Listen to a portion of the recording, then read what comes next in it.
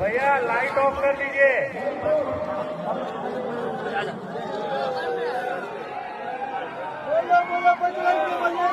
Seven, six, five, four, three, two, one.